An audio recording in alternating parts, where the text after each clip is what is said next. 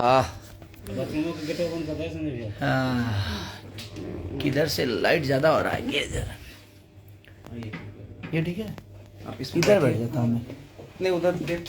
हाँ ये तो इतनी रात को लाइव आया हूँ मैं। हमारे बद्री बाबा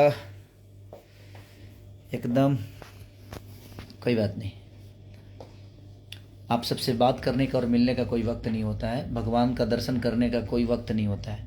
जब चाहे आदमी भगवान का दर्शन कर सकता है। Right? No I am right या रॉन्ग? या लव यू। और हम अभी आए हैं अपने बद्री बाबा का शूटिंग, यानी सारेगामा हम भोजपुरी चैनल का काम करने आए हैं अभी हम। और इनके साथ जब भी कुछ करते हैं तो आप लोगों को तो पता ही है कि कुछ अद्भुत तो होता है, और अद्भुत ही होगा।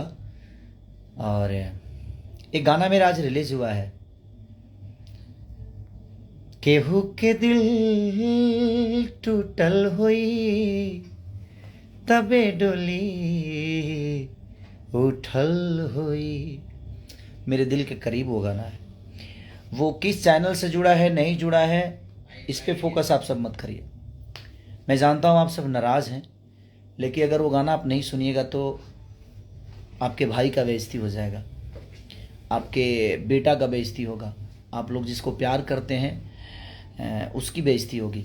तो आप लोग बस